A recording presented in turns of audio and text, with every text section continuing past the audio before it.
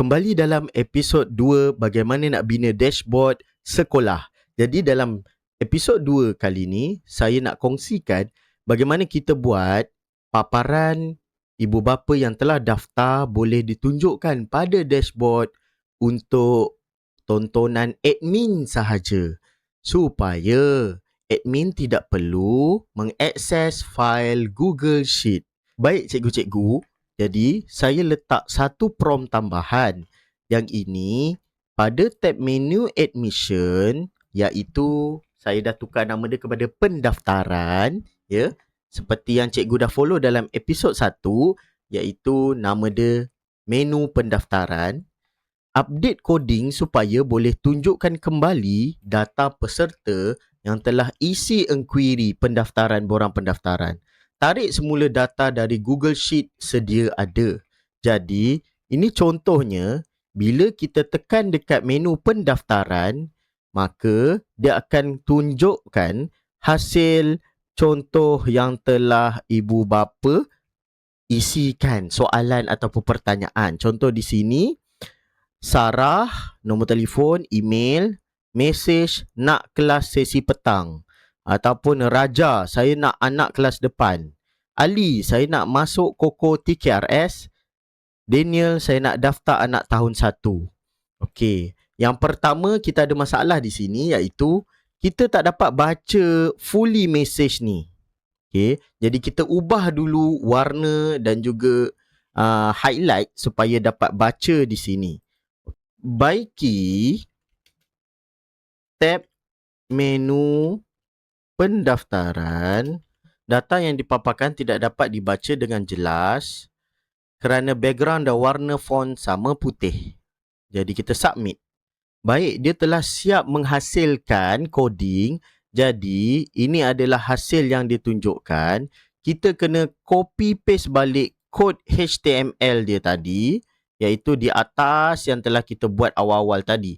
Okey, jadi kita scroll ke atas, dapatkan landing page sekolah ni, iaitu dia punya HTML code, Ctrl A, Ctrl C, dan kita update pada kita punya index app script ni, Ctrl A, Ctrl V. Jadi kita pun save project. Setelah save, kita try running dulu. Okey, pastikan tiada masalah. Jadi bila tiada masalah, kita deploy new deployment dan hasilnya kita ubah lagi kepada V. Saya rasa dah V7, saya pun dah tak ingat, dan deploy. Jadi kita tengok balik hasilnya. Okey, tadi kita tak dapat baca data, sekarang ni yang terkini kita dapat baca balik datanya. Okey, jadi kita dah dapat baca balik data. Sekarang ni nampak kat sini. Okey, pendaftarannya nampak di sini. Okey, tapi sekarang ni tadi kita dah tukar bahasa Melayu, tapi dia kembali kepada bahasa Inggeris. Baik, cikgu-cikgu, cikgu abaikan dulu bahasa Inggeris kepada bahasa Melayu tersebut disebabkan saya punya kredit pro dah habis. Jadi saya terpaksa guna thinking. Disebabkan itu banyaklah error yang akan dibuat oleh AI. Tidak mengapa. Okey, kita abaikan. Yang pasti fungsi ni masih berfungsi dan kita boleh ubah nanti setelah semuanya siap untuk translate kepada bahasa Melayu. Okey, ini contohnya hasilnya. Jadi kita dah dapat baca dengan jelas. Okey, saya tambah lagi satu fungsi, iaitu supaya admin boleh print. Jadi admin boleh print. Contoh, letak satu button print data yang ditunjukkan pada menu admission, iaitu pendaftaran. Buang segala design yang tidak diperlukan dalam paparan data print.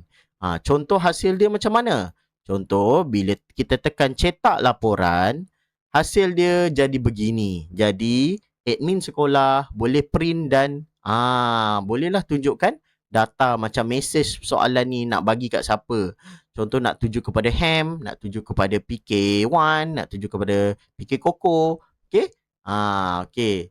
Ini adalah salah satu fungsi yang sangat berguna supaya tak perlulah admin baca satu-satu. Okey? Baik. Sekarang ni kita nak tambah lagi satu fungsi, iaitu login dan logout admin, supaya paparan ataupun senarai pendaftaran ni hanya boleh dibaca oleh admin. Jika tidak, ibu bapa ataupun sesiapa sahaja boleh baca. Sekarang ni mari kita baiki dan tambah baik prompt yang ada. Okey, kita tulis dekat sini, pada paparan admissions, letak 1, security, password, admin 1, 2, 3, 4, supaya data senarai peserta hanya boleh dibaca oleh admin setelah memasukkan password. Hanya boleh dibaca dan dicetak oleh admin setelah memasukkan password. Jadi kita tambah baik prompt di sini untuk paparan menu admission. Okey. Okey. Jadi kalau cikgu ada pro, tekan pro. Saya guna thinking. Kekalkan perkara lain, jangan ubah. Okey, submit. Baik, kita tunggu. Baik, sekarang ni bila tekan admission, akan ada satu paparan admin access. Masukkan password, baru boleh baca data daripada Google Sheet tadi. Supaya admin tidak perlu buka Google Sheet. Hanya buka dashboard sahaja untuk baca. Okey, masukkan admin 1, 2, 3, 4 dan unlock data. Jadi dia akan dapat baca data daripada Google Sheet. Jadi macam biasa, kita copy, Ctrl A, Ctrl C dan kita update semula file HTML kita. Ctrl A, Ctrl V untuk copy paste dan save project to drive. Okey. Tekan run, jika tak ada masalah, kita deploy V8 dan deploy. Dan tekan. Mari kita semak, adakah ianya berjaya? Katakanlah kita letak maklumat baru. Rasul. Okay, email. Rasul. Okay, nombor telefon. Okay, message. Saya nak bayar PIBG. Okay, submit. So, dia kata sukses. Jadi, mari kita lihat dekat admission. Tekan. Okay, ada paparan admin kat sini. Jadi, ibu bapa tak boleh nampak adakah apa yang telah dia daftar tadi. Ataupun ibu bapa lain takkan boleh nampak apa yang telah didaftar oleh ibu bapa. Ataupun benda ni adalah maklumat sulit. Jadi katakanlah saya admin. Okey, saya pun masukkan password admin 1, 2, 3, 4. Jadi kita unlock data. Jadi bila saya unlock data, saya boleh baca yang terbaru Rasul. Saya nak bayar PIBG.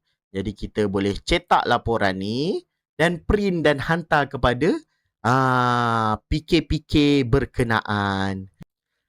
Dapat sesuatu cikgu. Jadi follow episod seterusnya untuk fungsi-fungsi menarik yang boleh kita gunakan dalam dashboard sekolah. Terima kasih.